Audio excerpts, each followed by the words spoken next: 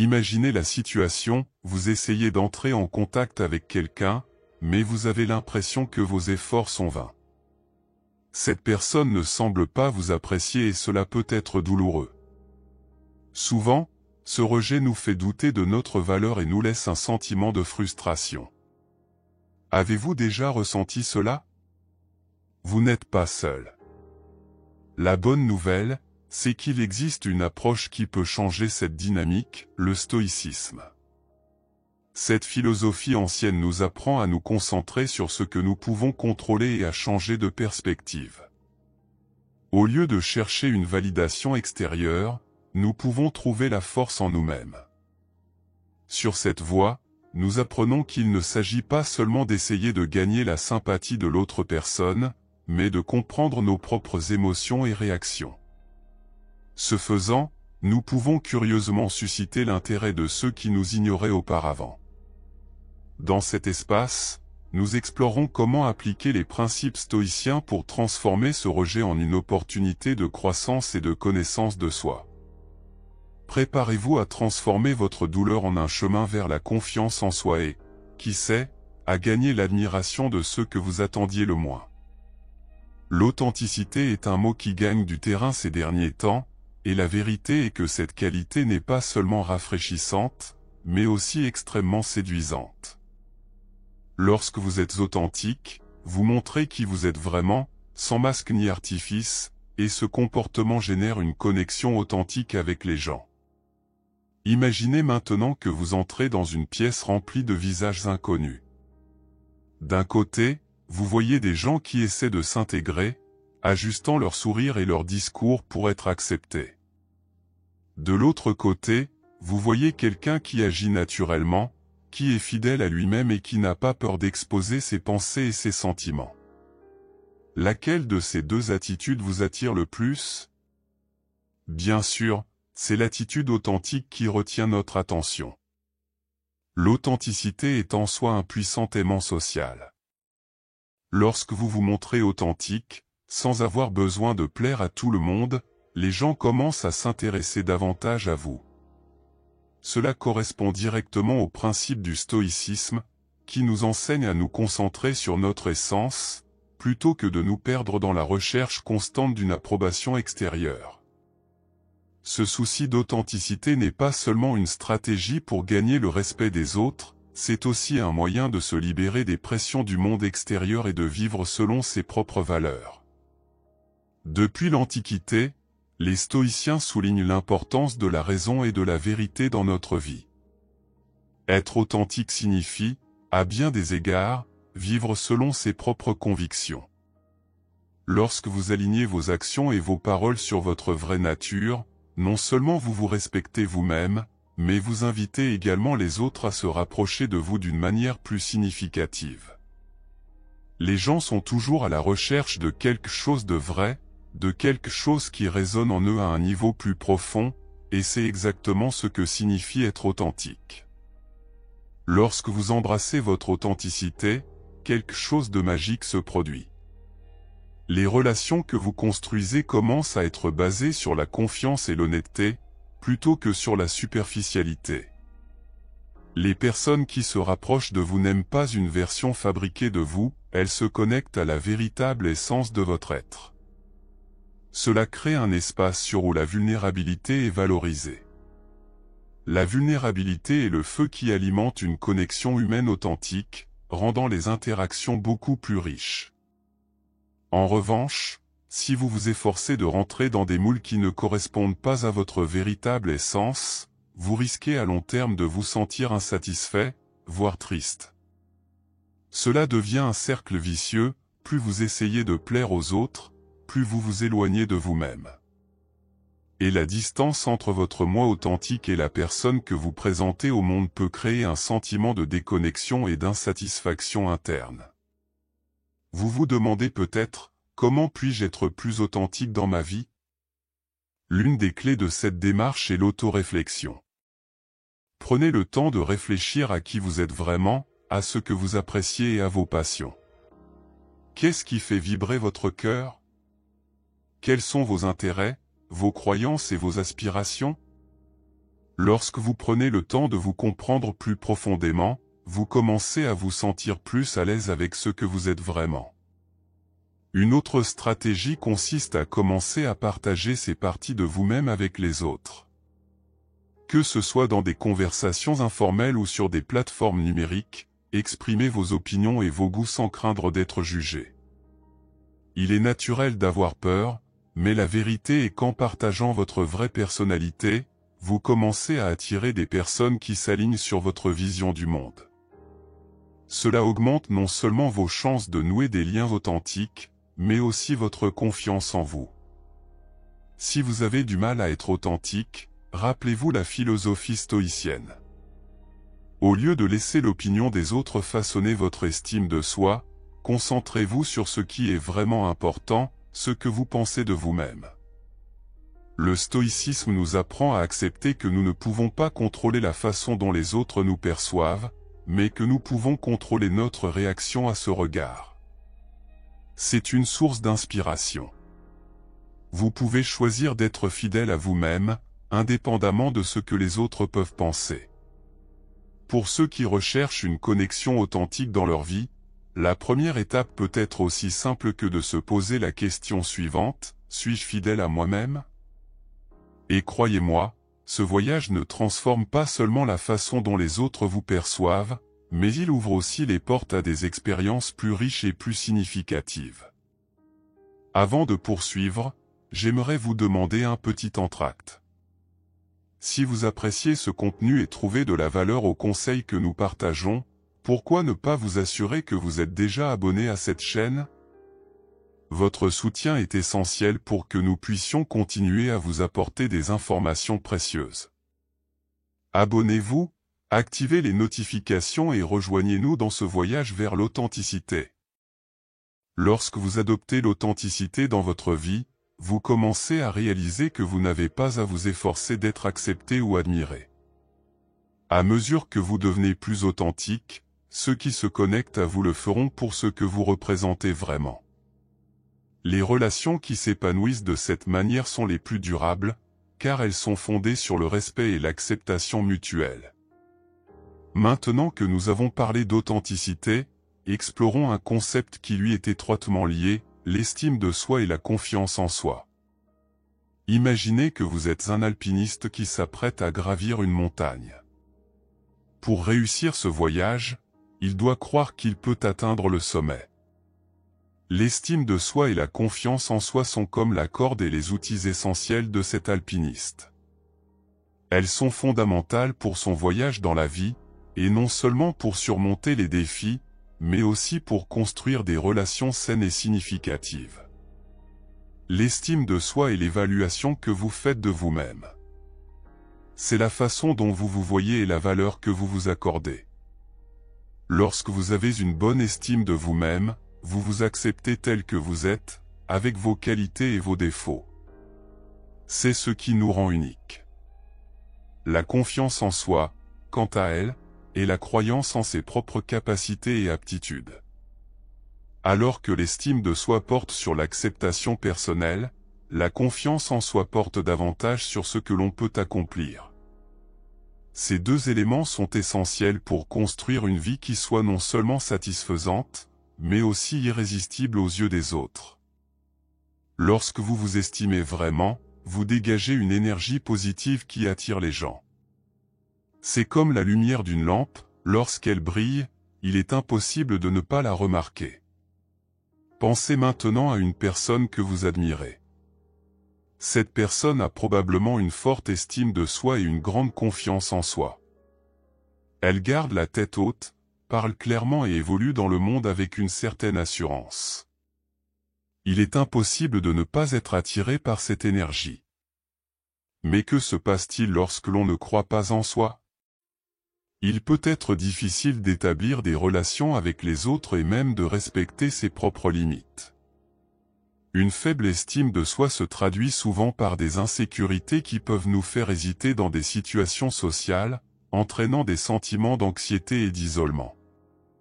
Mais voici la clé, cultiver l'estime de soi et la confiance en soi n'est pas une tâche impossible. Nous pouvons y travailler tous les jours, comme n'importe quelle autre compétence. L'un des moyens les plus efficaces d'améliorer son estime de soi est d'adopter un état d'esprit positif. En vous concentrant sur vos réussites, aussi petites soient-elles, vous commencez à construire une base solide. Il peut s'agir simplement de dresser la liste de 3 choses que vous avez bien faites la veille. Au fil du temps, vous verrez que cela s'accumule et devient un élément fondamental de l'image que vous avez de vous-même. Pensez également à la façon dont vous vous parlez à vous-même. Si vous vous critiquez durement pour chaque erreur, vous sapez activement votre confiance en vous. L'autocompassion est un véritable antidote. Il s'agit de se traiter avec la même gentillesse que celle que l'on mettrait à réconforter un ami. En outre, le stoïcisme nous apprend à séparer ce qui est sous notre contrôle de ce qui ne l'est pas. Cet aspect est fondamental lorsque nous parlons d'estime de soi et de confiance en soi. Nous ne pouvons pas contrôler la façon dont les autres nous voient ou ce qu'ils pensent de nous, mais nous pouvons contrôler la façon dont nous réagissons à ces perceptions. Cette philosophie nous encourage à nous concentrer sur nos réactions et nos décisions. Si quelqu'un vous critique, rappelez-vous que c'est son point de vue et non la définition de votre valeur. Lorsque vous comprenez et acceptez cela, les opinions des autres perdent beaucoup de leur poids. Un autre élément important de la confiance en soi est la pratique. On ne devient pas expert en quelque chose du jour au lendemain, et il en va de même ici. La pratique délibérée peut s'avérer extrêmement puissante. Si vous voulez vous sentir plus sûr de vous lorsque vous parlez en public, par exemple, commencez par de petits groupes. Parlez-en à vos amis ou à votre famille avant de vous aventurer devant des auditoires plus importants. Chaque petite victoire renforcera votre confiance en vos capacités et jettera les bases d'une solide confiance en soi. Cette pratique s'étend à de nombreux domaines de la vie, relations, travail, sport. Dans chacun de ces domaines, la répétition et l'expérience sont essentielles pour consolider la confiance que vous avez en vous-même. Les relations avec les autres sont une autre compétence qui bénéficie énormément d'une bonne estime de soi. Lorsque vous vous estimez, vous êtes plus enclin à créer des liens authentiques. Les gens sont attirés par ceux qui se donnent de l'importance dans la conversation. Si vous n'avez pas confiance en vous, vous avez tendance à vous renfermer sur vous-même. Cela peut créer des barrières qui repoussent les autres. En cultivant une image positive de vous-même, vous devenez plus accessible aux autres. Un autre problème mérite d'être abordé, la comparaison. Nous sommes entourés de réseaux sociaux et de références externes qui peuvent nous entraîner dans une spirale de comparaison négative. Lorsque vous vous comparez aux autres, en particulier à ceux qui semblent avoir une vie parfaite sur les médias sociaux, vous risquez de dévaloriser vos propres réalisations. Rappelez-vous que chacun d'entre nous a un parcours différent et que chaque étape est importante. La comparaison est un voleur de joie, et la véritable beauté de la vie réside dans la reconnaissance et la valorisation de votre propre parcours. En ce sens, je vous suggère de développer un terme de référence personnelle. Notez vos objectifs, vos aspirations et les choses que vous avez déjà accomplies. Revoyez cette liste chaque fois que vous sentez votre confiance ébranlée. Non seulement cela vous aidera à vous souvenir de ce que vous avez déjà accompli, mais cela renforcera également l'idée que vous êtes toujours en évolution. L'authenticité, dont nous avons parlé plus haut, et l'estime de soi vont de pair. Lorsque vous êtes fidèle à vous-même, les comparaisons deviennent moins pertinentes car vous comprenez et appréciez votre propre singularité. Un autre point important est la résilience. La vie connaît des hauts et des bas, et c'est normal. En tant que stoïque, vous apprenez à accepter que les difficultés font partie du processus. Lorsque vous affrontez les défis en étant conscient qu'ils constituent des opportunités d'apprentissage, votre estime de soi s'en trouve renforcée. Chaque obstacle surmonté devient une brique dans la construction de votre confiance. Ainsi, lorsqu'il s'agit de savoir comment être irrésistible, Rappelez-vous toujours que la base est de trouver de la valeur dans votre propre existence, dans les petites choses, dans vos grandes réalisations et dans tout ce qui se trouve entre les deux. L'estime de soi et la confiance en soi ne consistent pas seulement à se sentir bien, mais aussi à s'autoriser à être soi-même. Lorsque vous vous appréciez, il est plus naturel d'attirer des personnes qui vous apprécient également. Cette confiance en soi est visible et palpable.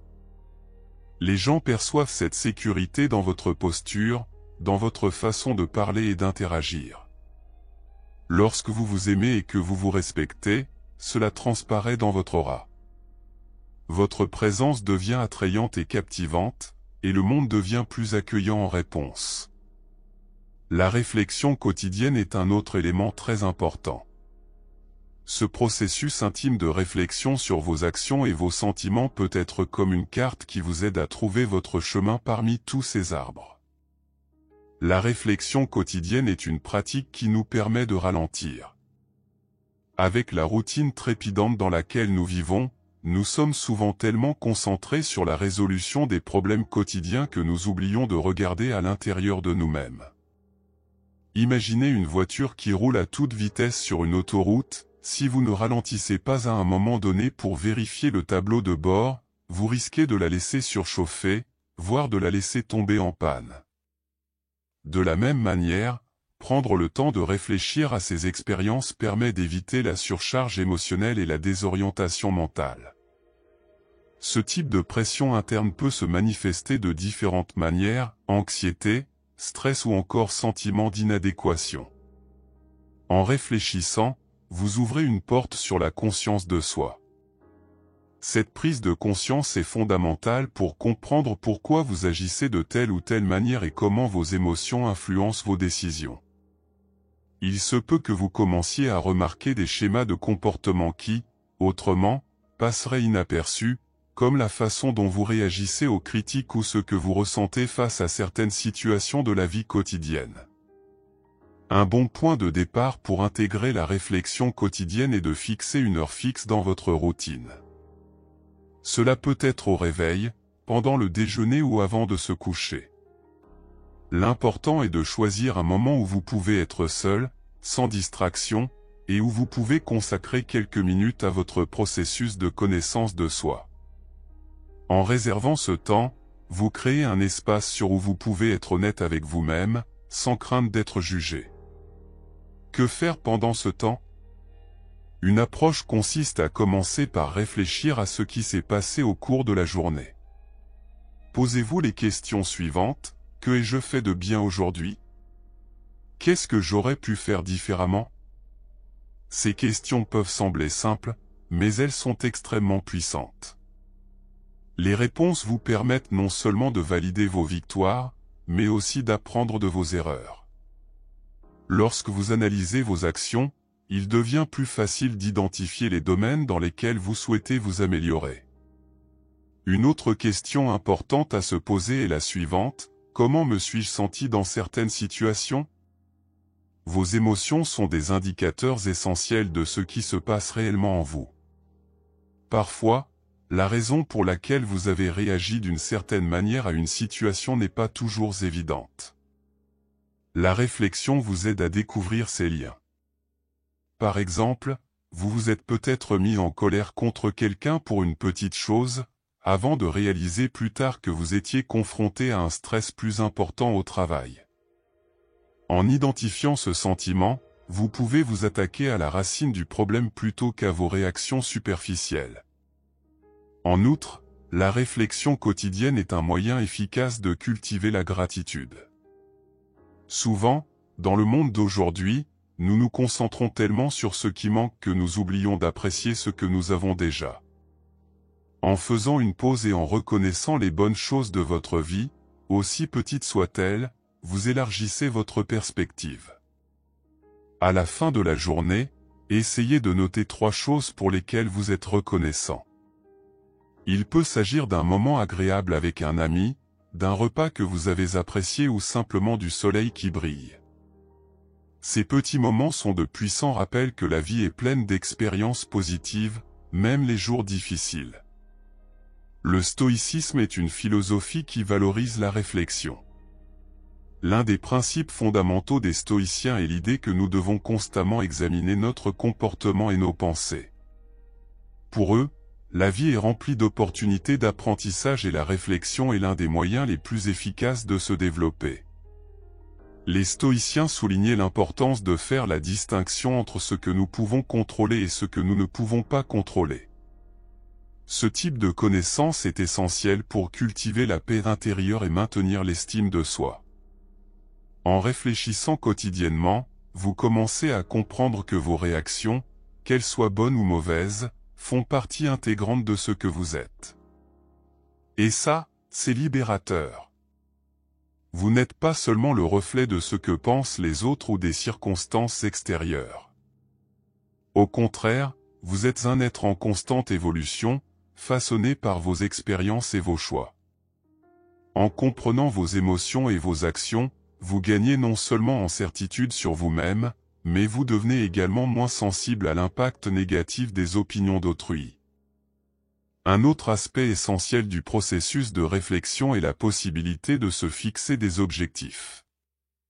Après avoir analysé votre journée et compris vos émotions, vous pouvez vous fixer des objectifs clairs qui vous aideront à devenir une meilleure version de vous-même. Lorsque vous considérez ce que vous avez fait de bien et ce que vous voulez améliorer, vous pouvez établir un plan avec des objectifs tangibles et réalistes. Cela vous permettra non seulement de vous orienter, mais aussi d'accroître votre motivation interne. Vous vous demandez peut-être, que faire si je ne sais pas par où commencer ? Un conseil précieux est d'utiliser un journal. L'écriture peut être un moyen puissant de traiter vos pensées et vos émotions. En consignant vos réflexions, vous créez un espace pour vous exprimer, explorer des idées et même élaborer un plan d'action. Et lorsque vous relirez vos notes dans quelques semaines ou quelques mois, vous commencerez à voir à quel point vous avez grandi et progressé. L'écriture transforme les expériences en apprentissage et les souvenirs en outils d'apprentissage. Plus encore, la réflexion quotidienne permet de cultiver la résilience. En comprenant les défis auxquels vous êtes confrontés, vous êtes mieux à même d'y faire face. La vie est déjà pleine d'incertitudes et d'imprévus, et la capacité de réfléchir à vos expériences passées vous prépare à ce qui vous attend. Lorsque vous êtes confronté à une nouvelle situation, votre historique de réflexion vous aide à vous rappeler que vous avez déjà surmonté des défis. Cette mémoire renforcée est une source de confiance en soi. Vous disposez déjà des outils nécessaires pour construire une vie plus épanouissante. Vous vous demandez peut-être quel est le lien entre tout cela et votre estime de soi. La réponse est simple, plus vous vous connaissez, plus vous vous appréciez. L'amélioration de l'estime de soi et de la confiance en soi découle de cette compréhension. La réflexion quotidienne est un miroir qui reflète non seulement ce que vous êtes, mais aussi ce que vous pouvez devenir. Lorsque vous vous estimez et vous acceptez comme une œuvre en constante progression, l'idée que vous méritez le respect et l'amour de soi devient un fait indéniable. La beauté de la réflexion est qu'elle ne vous rend pas seulement plus conscient, mais vous donne aussi la possibilité d'influencer votre propre histoire. Vous n'êtes pas un simple spectateur de votre vie, vous en êtes l'auteur. En reconnaissant vos pensées et vos actions, vous gagnez la liberté de réécrire votre histoire, en ajustant ce qui ne fonctionne pas et en célébrant chaque réussite en cours de route. L'invitation est donc claire, commencez dès aujourd'hui à intégrer la réflexion quotidienne dans votre vie. Prenez quelques minutes pour examiner votre forêt intérieure. Que vous disent vos arbres? Que pouvez-vous apprendre de vos expériences? Quels sont les murmures de votre moi intérieur qui ont besoin d'être entendus? Grâce à ce processus continu de réflexion, vous apprendrez non seulement à mieux vous connaître, mais vous serez également de mieux en mieux préparé à affronter le monde, en vous connectant avec les autres de manière authentique et significative. Un concept qui peut sembler un peu étrange à première vue, mais qui a beaucoup à offrir, la visualisation négative. L'objectif n'est pas de vous rendre triste ou pessimiste, mais de vous aider à vous préparer à la vie d'une manière plus forte et plus résistante. Imaginez que vous vous préparez à une présentation importante au travail. Normalement, vous vous concentrez sur la préparation et la transmission de votre contenu de la meilleure façon possible. Mais que se passerait-il si vous vous arrêtiez un instant pour réfléchir à ce qui pourrait mal se passer? Que se passerait-il si vous oubliez ce que vous devez dire ou si la technologie tombait en panne à la volée? Ces questions peuvent sembler décourageantes, mais les explorer est en fait un moyen stratégique de se préparer. La visualisation négative, qui consiste à imaginer les pires scénarios, peut sembler être un exercice d'auto-sabotage, mais c'est tout le contraire. En envisageant ce qui pourrait ne pas fonctionner, vous vous forcez à réfléchir à des solutions avant que les problèmes ne surviennent. Cela vous permet de développer votre résilience. C'est comme si vous faisiez un échange mental, au lieu de vous laisser surprendre par des adversités inattendues, vous vous donnez les moyens d'y faire face. Vous vous demandez peut-être d'où vient cette idée. La visualisation négative a des racines profondes dans la philosophie stoïcienne, qui remonte à plusieurs siècles. Les stoïciens, tels qu'Épictète et Sénèque, pensaient que penser au pire scénario était un moyen efficace de préparer l'esprit et le cœur à affronter les inévitables difficultés de la vie. Pour eux, la beauté de la vie réside dans l'acceptation du fait que les choses ne se déroulent pas toujours comme prévu. Il ne s'agit pas d'une invitation au pessimisme, mais d'une invitation au réalisme. La vie est pleine d'incertitudes et de surprises. En l'admettant, on devient plus fort et plus adaptable.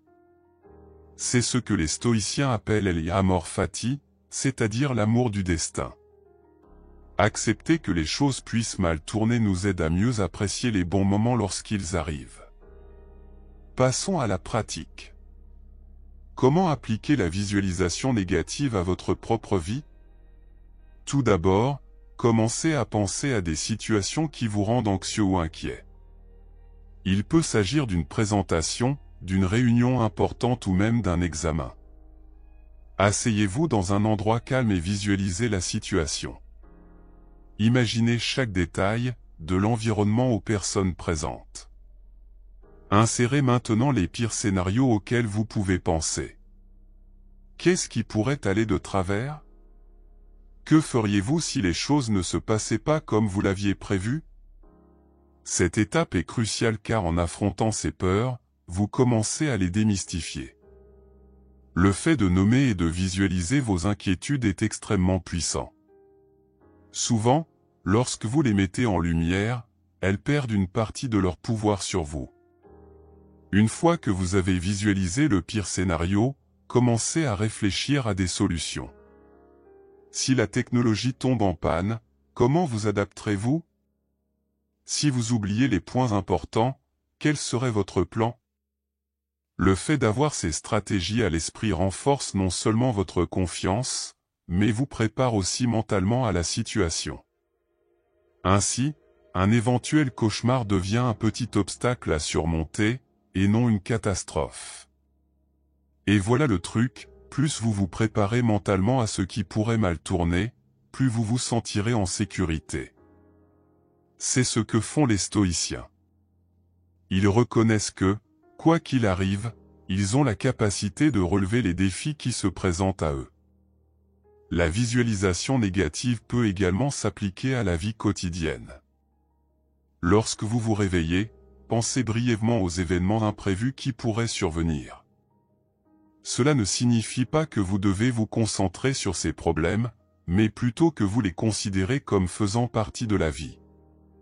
Par exemple, vous pouvez vous préparer mentalement à une journée de travail difficile, au cours de laquelle vous devrez faire face à de multiples échéances ou à la pression des résultats. Imaginez les défis qui pourraient se présenter et la manière dont vous y répondriez. Les défis deviennent ainsi moins intimidants et plus faciles à gérer. Un exemple pratique est la préparation d'un entretien d'embauche. Imaginez que vous arriviez en retard ou que vos interlocuteurs pensent que vous n'êtes pas qualifié. Rédigez maintenant une liste de ce que vous pourriez faire pour surmonter ces situations. Le simple fait de penser à ces scénarios peut vous aider à les créer dans votre esprit, aussi intrigant que cela puisse paraître. Ainsi, lorsque vous serez réellement dans la situation, vous aurez déjà répondu à vos inquiétudes dans votre esprit. Mais la visualisation négative ne doit pas seulement être un outil de préparation à des événements importants ou intimidants. Elle peut également s'appliquer aux interactions quotidiennes. Par exemple, lorsque vous interagissez avec quelqu'un de difficile ou de négatif, vous pouvez imaginer que ces interactions se déroulent dans l'autre sens. Que feriez-vous si l'autre partie devenait argumentative ou désintéressée? En anticipant ces moments difficiles, vous vous donnerez les moyens de mieux réagir et de garder votre sang-froid. Cela vous rendra non seulement plus fort, mais améliorera également vos relations avec les autres, car vous ne serez pas pris par surprise. Un autre avantage incroyable de la visualisation négative est qu'elle peut apporter un énorme sentiment de gratitude. Lorsque vous vous consacrez à imaginer les pires scénarios, vous vous rendez rapidement compte que, le plus souvent, le pire n'arrive pas. Cela vous permet d'apprécier encore plus les bonnes choses qui se produisent dans votre vie et, par conséquent, il est plus facile de reconnaître et d'apprécier vos expériences positives. Cette pratique peut conduire à une vision plus équilibrée de la vie, où l'on se rend compte que tout ne sera pas toujours parfait, mais que l'on est capable de faire face à l'adversité. Qu'en est-il de votre résilience? Imaginez qu'en vous préparant à des scénarios négatifs, vous commencez à entraîner votre esprit à être plus fort. C'est un peu comme si vous souleviez des poids. Chaque fois que vous êtes mis au défi et que vous ne vous effondrez pas, vous devenez plus fort. Tout comme les muscles se développent avec l'usage et la pratique, la résilience se développe également lorsque vous affrontez et surmontez des difficultés. Dans les moments d'incertitude, de questionnement ou de danger, c'est exactement ce que vous faites, vous décidez de ne pas vous laisser vaincre par vos peurs, mais de les utiliser comme un outil pour vous renforcer. Lorsque les tempêtes de la vie surviennent et que vous vous y êtes préparé mentalement, vous vous sentez plus en sécurité et vous pouvez naviguer plus facilement dans les eaux turbulentes. Cela signifie que non seulement vous survivez à ces tempêtes, mais que vous les affrontez avec courage et détermination. Cette attitude n'est pas seulement le reflet d'une visualisation négative, mais aussi un avantage pour votre développement personnel. N'oubliez pas que vivre, c'est expérimenter et que vous apprenez chaque jour des leçons, certaines faciles, d'autres moins. Chacune d'entre elles contribue à faire de vous ce que vous êtes. La visualisation négative n'est qu'un outil de plus qui, utilisé à bon escient, peut vous aider à transformer vos expériences. Grâce à cette méthode, vous pouvez faire face non seulement aux défis, mais aussi aux opportunités de manière plus préparée et plus consciente. Réalisez qu'en utilisant cette technique, vous ne vous limitez pas à un cycle de pensée négative. Au contraire, vous créez un cycle de connaissance de soi et d'autonomisation. L'objectif n'est pas de cultiver la peur, mais d'amplifier le courage. Il s'agit d'un exercice de préparation, d'autocompassion et, surtout, de développement personnel. Pratiquez donc la visualisation négative et préparez-vous à l'adversité, mais n'oubliez pas d'apprécier et de célébrer les réussites que la vie vous offre chaque jour, aussi petites soient-elles. C'est l'essence même de la résilience. C'est ce qui rend le voyage de la vie fascinant et plein de possibilités. Un moyen qui peut transformer votre façon de voir la vie, le Fatilove. Si vous avez déjà répondu à une sonnerie de téléphone à un moment inattendu ou reçu une invitation de dernière minute qui a changé vos plans, vous savez à quel point la vie peut être pleine de surprises. L'amour fati, qui signifie en latin « amour du destin », est une idée qui nous apprend à accepter tout ce qui nous arrive, bon ou mauvais, comme une partie essentielle de notre voyage. La vie n'est pas un hasard, c'est une série d'expériences qui nous façonnent et nous aident à grandir. Imaginez que vous regardez un film. Au début, L'histoire semble parfaite, tout va bien pour le protagoniste. Il a un travail de rêve, une relation merveilleuse et des amis incroyables. Cependant, c'est dans l'adversité, les difficultés et les surprises inattendues que se déroule la véritable histoire. C'est alors que l'on commence à s'identifier aux personnages, car nous sommes tous confrontés à des défis. Fatilov nous encourage à accepter les hauts et les bas de la vie, chaque événement étant une scène qui contribue au récit de notre existence. Cela donne non seulement un nouveau sens aux mauvais moments, mais nous aide également à trouver la beauté dans les situations les plus difficiles. Imaginez maintenant une situation particulière, vous vous préparez à un événement important de votre vie, un anniversaire ou un mariage. Soudain, un événement imprévu survient et vous ne pouvez pas vous y rendre. Il est naturel de se sentir frustré et triste. Mais le concept d'Amor Fati nous invite à voir ce moment sous un jour nouveau. Et si, au lieu de regretter ce que vous avez manqué, vous décidiez de valoriser l'opportunité que vous avez eue de vous préparer à l'événement ou, peut-être, de passer du temps avec un être cher ailleurs. Ce simple ajustement de votre perspective peut changer complètement la façon dont vous vous sentez par rapport à la situation. L'amour Fati nous enseigne également l'appréciation. Souvent, nous sommes tellement concentrés sur ce que nous n'avons pas ou sur ce que nous ne pouvons pas obtenir que nous oublions d'apprécier ce qui est déjà présent dans notre vie.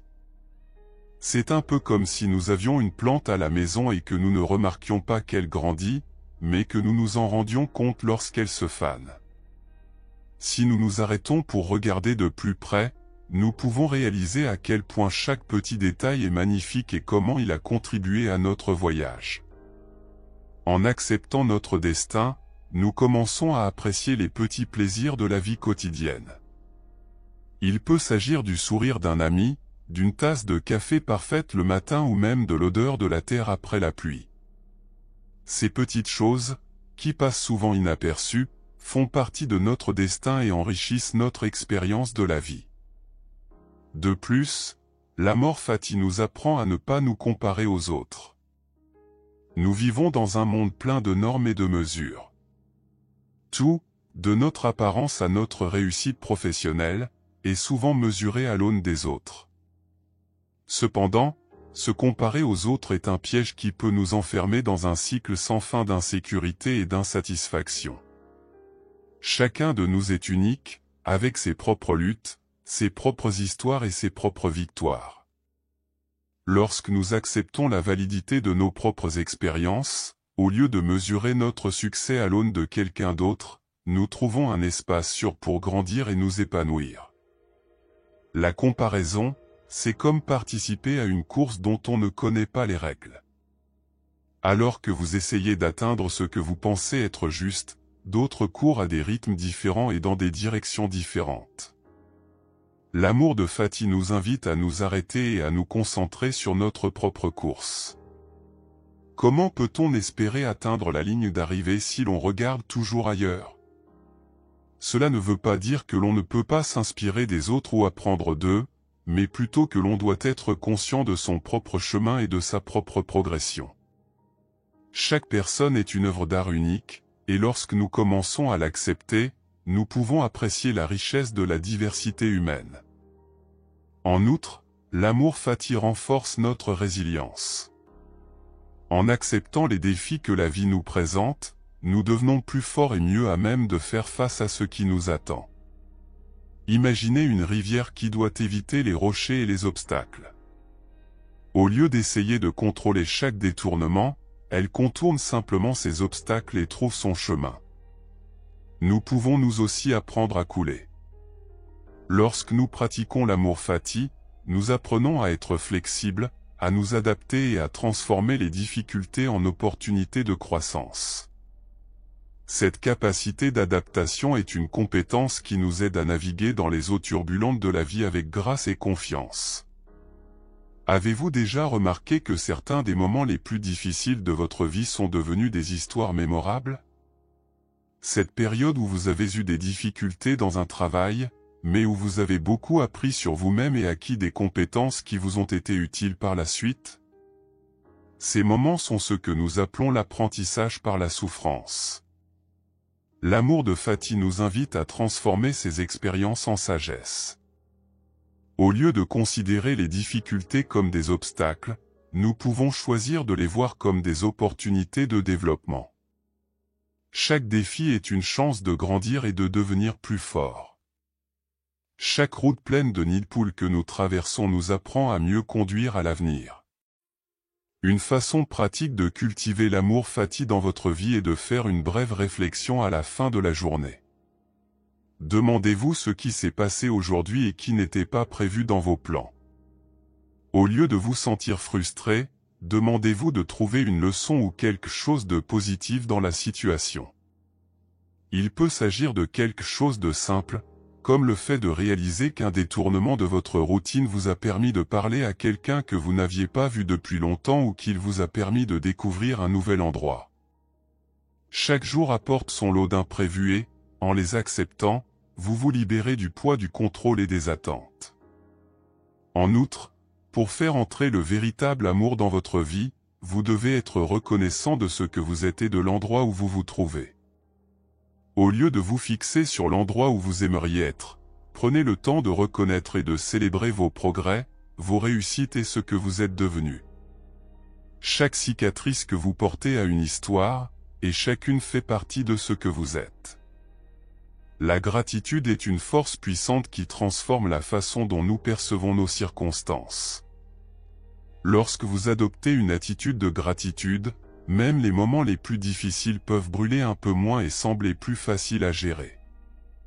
Pour renforcer encore le concept d'amour Fatih, pensez à des personnages historiques qui ont fait face à d'immenses difficultés. Pensez à Nelson Mandela, qui a passé des années en prison et s'est battu pour démanteler l'apartheid.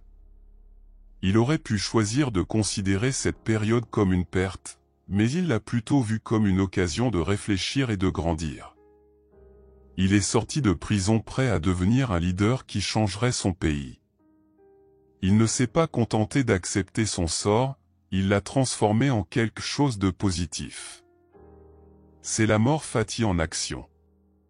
L'amour Fatih n'est donc pas une simple acceptation passive, c'est une affirmation active de la vie, une invitation à l'appréciation et à la reconnaissance.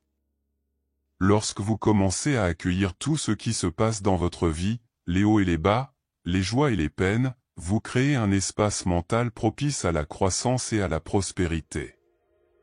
En permettant à votre vie de se dérouler, vous vous libérez des pressions internes. Dans cette liberté, vous vous ouvrez à la connexion avec les autres, à l'apprentissage et à l'évolution.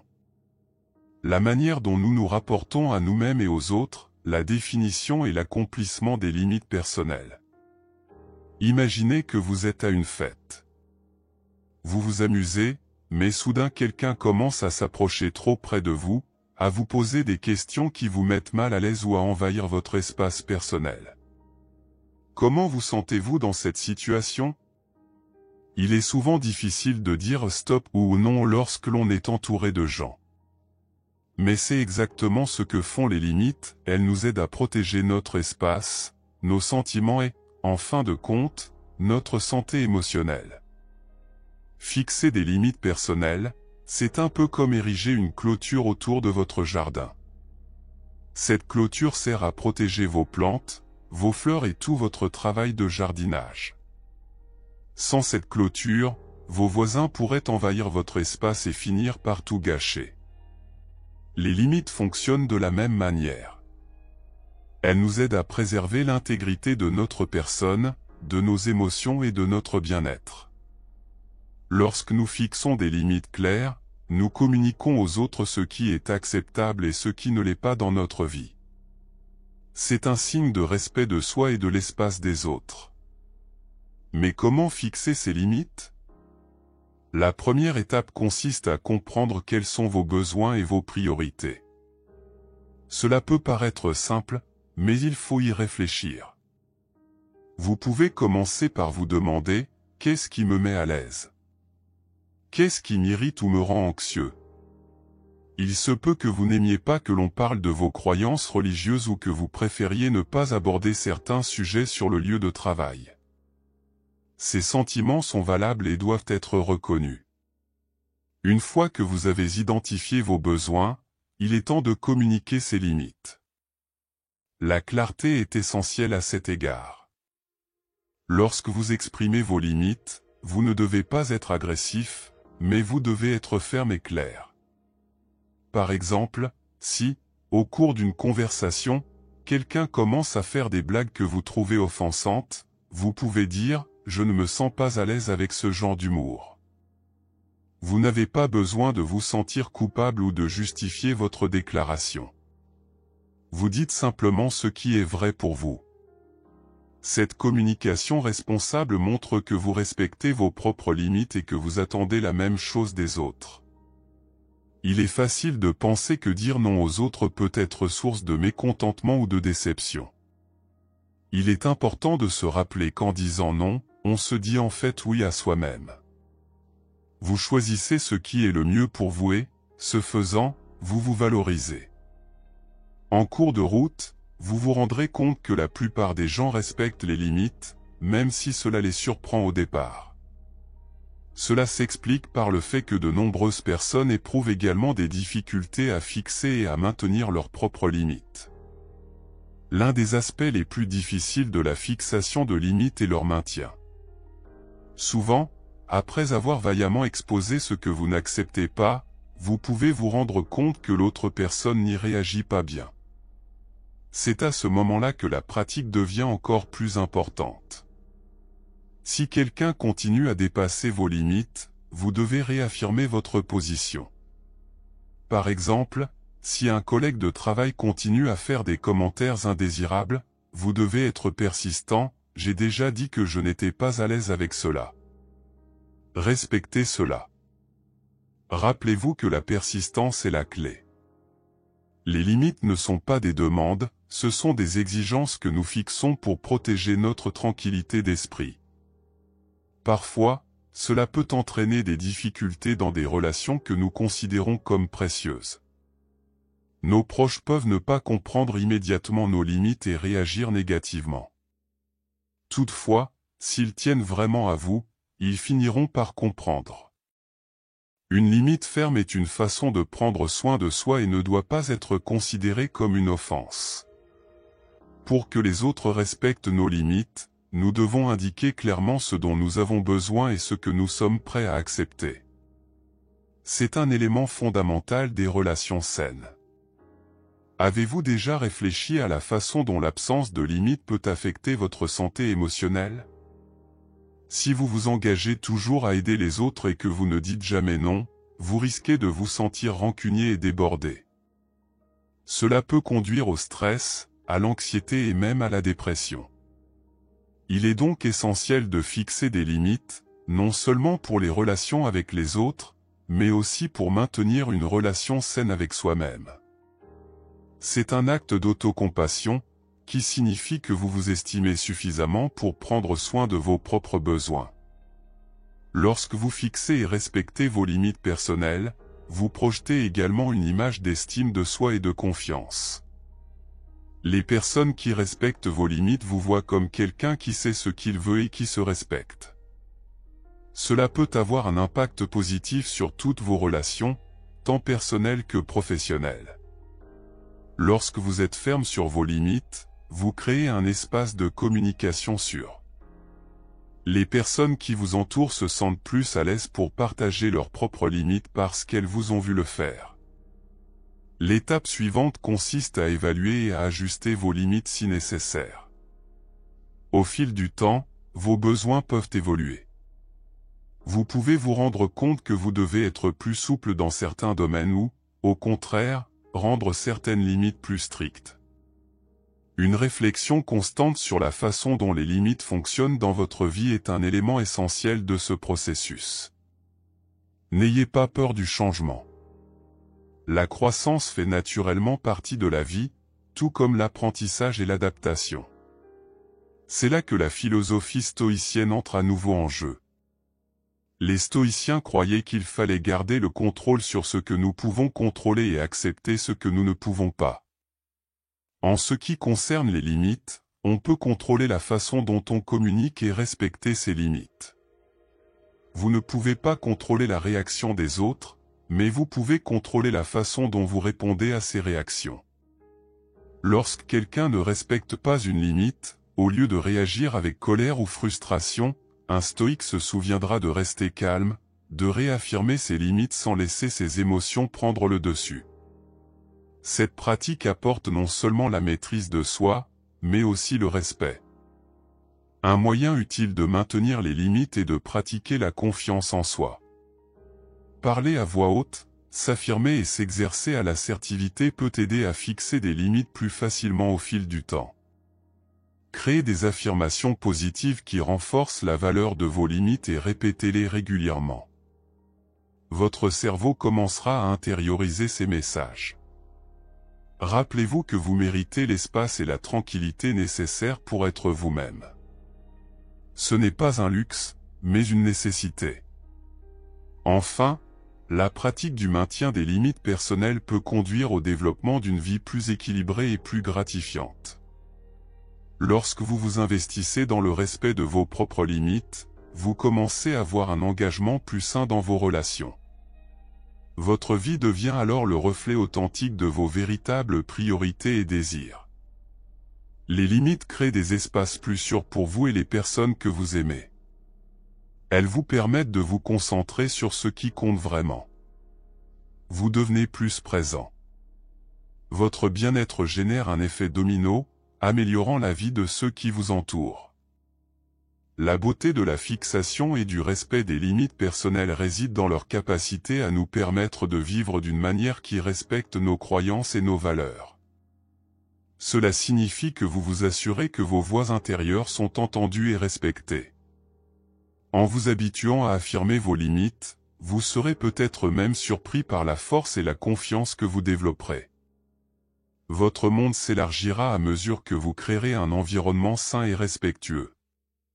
Imaginez que vous vous promenez dans un parc et que vous rencontrez un ami qui semble toujours débordé et stressé. Vous vous inquiétez pour lui, mais vous ne savez pas comment aborder le sujet. C'est une situation courante dans les relations, mais si vous avez la communication assertive comme allié, vous pouvez exprimer vos préoccupations clairement et respectueusement, ce qui aidera votre ami et renforcera en même temps la relation entre vous. La communication assertive est comme un phare qui éclaire le chemin. Elle nous apprend à exprimer honnêtement nos besoins et nos sentiments, sans agressivité ni passivité. Lorsque nous sommes assertifs, nous transmettons notre message de manière claire et directe, ce qui permet aux autres de comprendre ce que nous voulons ou ce dont nous avons besoin. Mais comment faire? Voici le secret. La communication assertive repose sur 3 éléments principaux, la clarté, le respect et l'empathie. Parlons de chacun de ces éléments.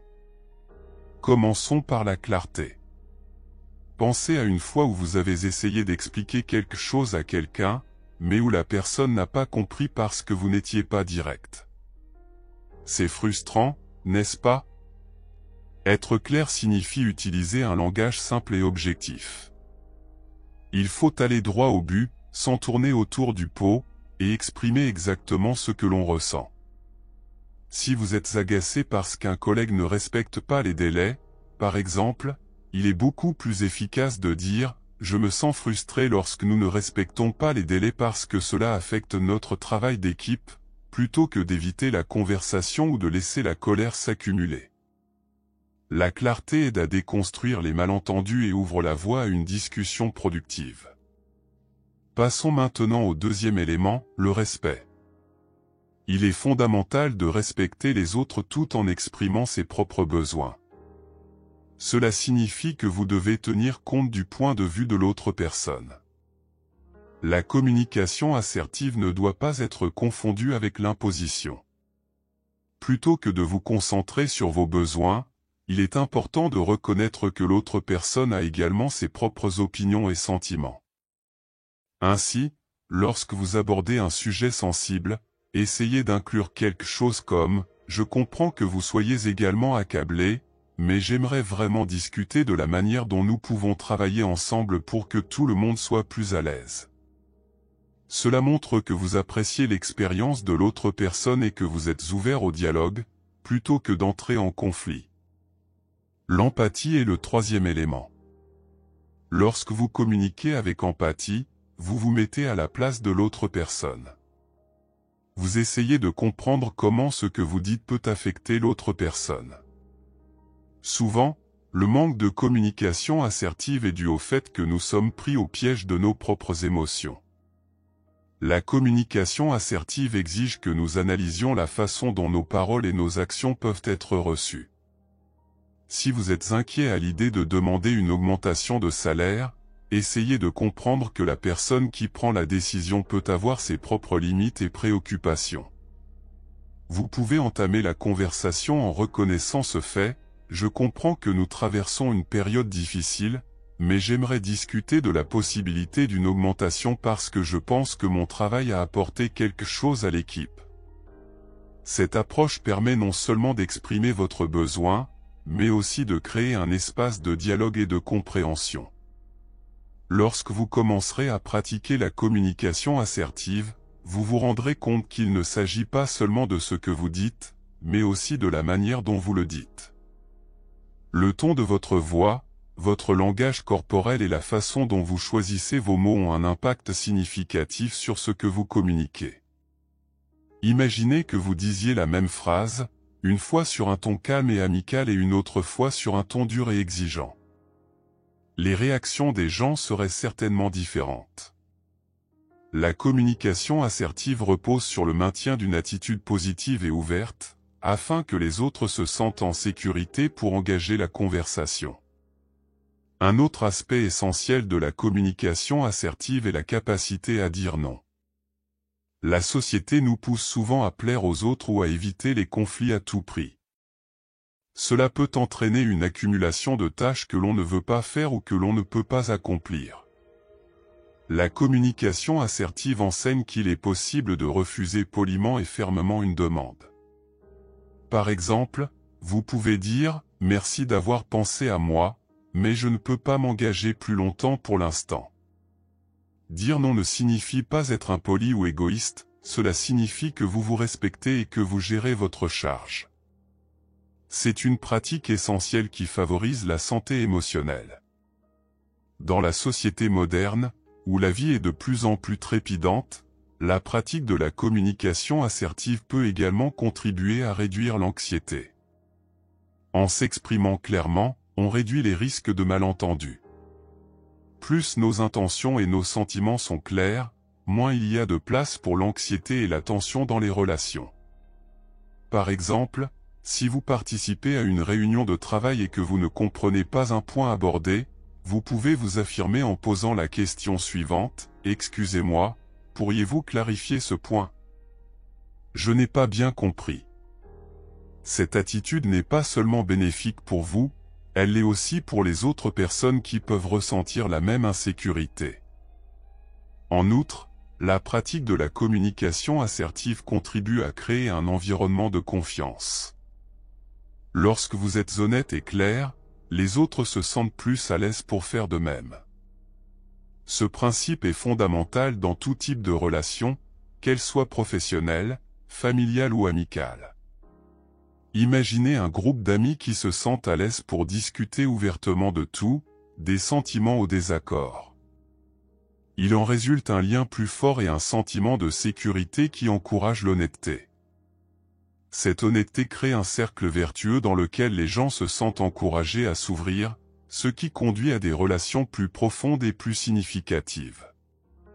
Un exercice utile pour développer cette compétence est de s'entraîner à utiliser la technique du jeu dans vos communications.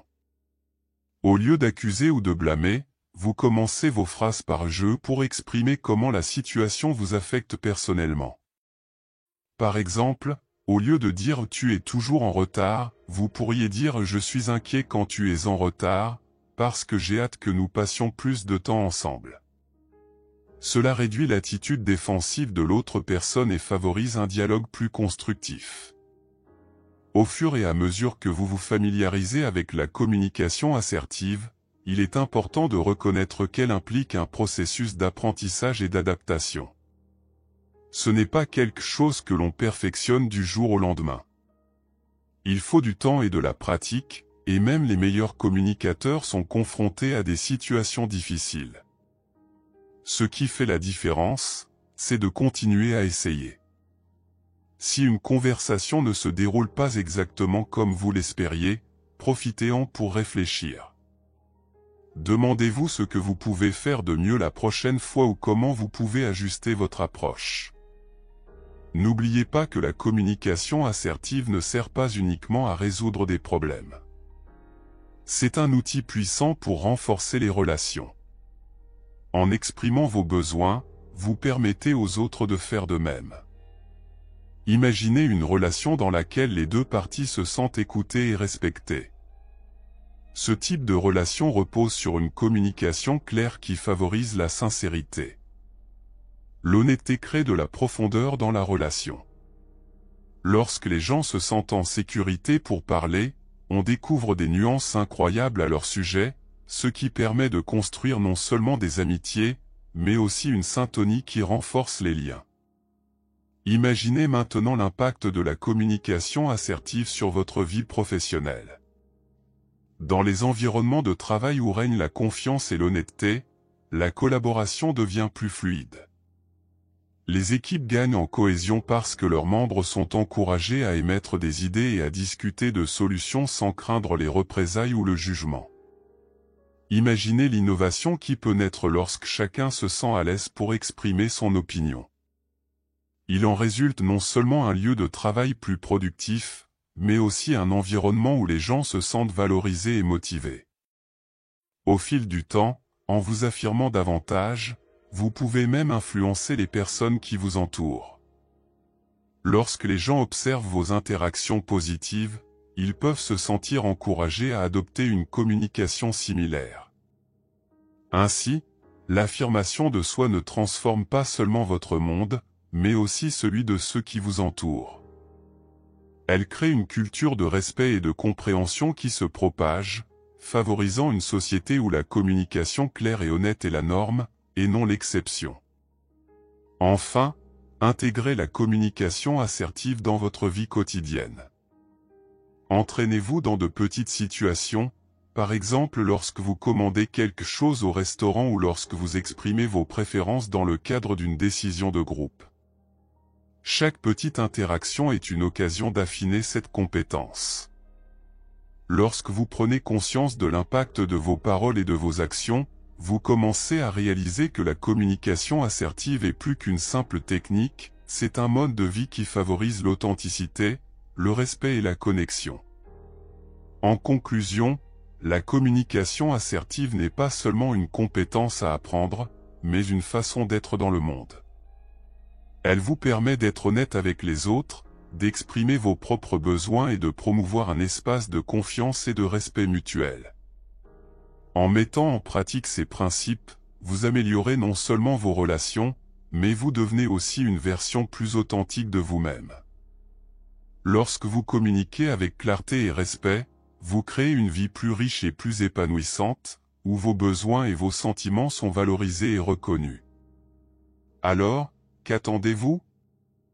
Commençons ensemble ce voyage vers la communication assertive. Si vous vous sentez inspiré pour pratiquer la communication assertive et transformer vos relations, n'oubliez pas d'aller plus loin. Assurez-vous d'être déjà abonné à notre chaîne pour continuer à recevoir des contenus précieux comme celui-ci. Et si vous avez aimé ce que vous avez entendu, votre soutien est très important. Laissez un like et partagez cette vidéo avec vos amis et votre famille. Ensemble, nous pouvons faire connaître l'importance d'une communication claire et respectueuse. Créons un cercle de confiance et de compréhension dans notre communauté.